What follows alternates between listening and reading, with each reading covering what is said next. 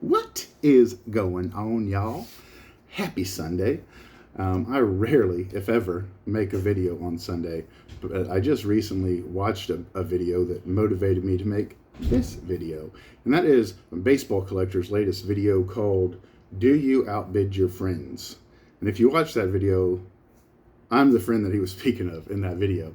And I kind of wanted to talk it out on here, kind of like my side, which everything he said was true, but kind of more of it because as he is in his video, I'm very interested to see what people's thoughts are too, because we're all in this hobby and a lot of us collect the same stuff.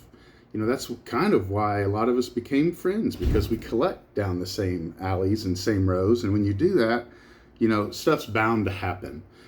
So I kind of want to get y'all's thoughts on it. And reading the comments that are there right now, it seems like majority of people think it's kind of douchey to bid against your friends. And I'll be honest with you, I totally agree. But I wanted to get into it. So there was an auction that came about, and there was about 250 plus vintage cards, like 1960s. I would say early 1970s, 60s, and some mid to late 50s cards, and about 50 plus of them were Hall of Famers. And I was super, super excited because they're on auction, man. So I already know I'm going to get a pretty sweet deal. And I told my wife, I'm like, hey, I'm going to go super heavy on this because I was looking to spend, probably $3,000 to $5,000.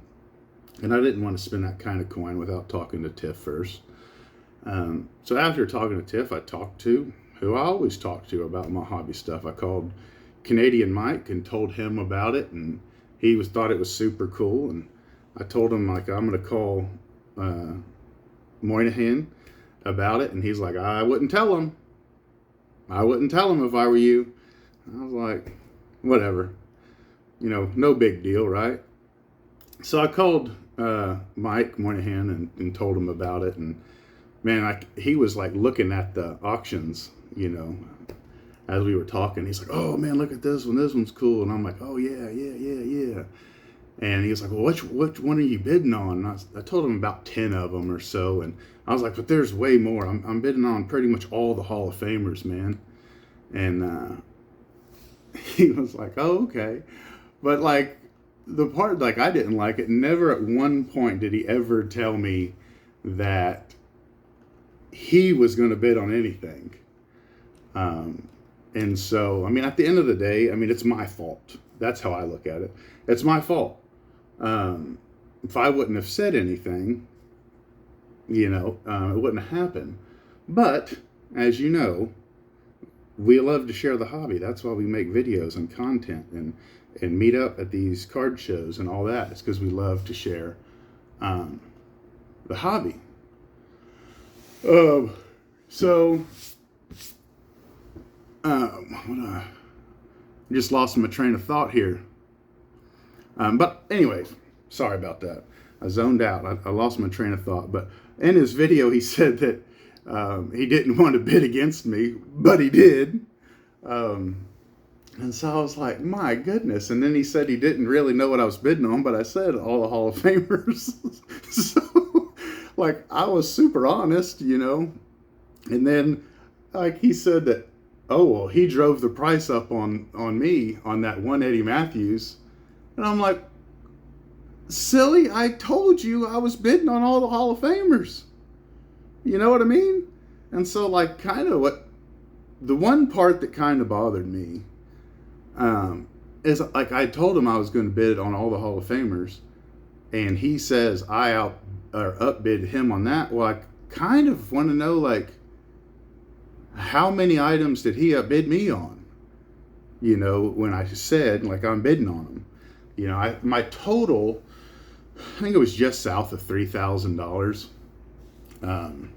So I mean, it was a lot. So if you bid here and there, I mean, heck, I could have been upbid 100, 200, 300, $400 easy with as many items I got. I think I ended up winning like 25 to 30 ish, somewhere right there. So I know for me, like, I'd never bid against a buddy. I wouldn't. You know, I'll just switch the roles, you know, for easy, to make it easy, to make the story easy to comparison. You know, if Baseball Collector was to call me and be like, hey man, there's these auctions I'm super excited about, and I seen one or two or 10, 50, whatever items that I really wanted to bid on, like I would call and like specifically say, hey, are you bidding on this 1973 Rod Carew? No, you bidding on this, you know, 1975 Tony Oliva. You are? Okay, I'll stay away. You know, and maybe it's, hey, you are? How bad do you want it, dude? Because I really, really want it. And we're bros, dude. Like, we're best friends. And that's something we easily could have worked out. I'd say, like, to think there's a riff or anything between Mike Moynihan and I would be silly. There's not. He and I are really good friends. And it would take more than a stupid baseball card to get in between us. But I would be lying if I said I was not frustrated. And we've been friends for, hell, over 10 years now. So if you're friends with anyone for any length of time, or if you're in a marriage for any length of time, like, you're going to piss each other off sometimes. You know, I've done stuff that I know through the years has pissed him off and vice versa. And it is what it is. I look at friendships like marriage. You know, any friendship worth having, you have to work at. And so I think at the end of the day, my 2 cents of this exact scenario, was I did think it was kind of douchey. And I did think it was very deceitful. Because all it needed was a little bit of transparency, you know, to say, hey, you're bidding on all these. Like, this is the 1 or 2 or 3 cards I really, really want. You know, what are you thinking? And yes, it's all an auction, right? But I look at it kind of like, if I would have just kept my mouth shut, one, this wouldn't even been a problem. And that's why I do take kind of 100% of the blame. Because if I would have kept my mouth shut, none of this would have happened. But at the end of the day, I think it's kind of deceitful also, because I did say what I was going to bid on, and he didn't tell me what he was going to bid on. So that was kind of messed up. So let me know what you think. And this is not by far from a Mike Moynihan bass session or anything like that.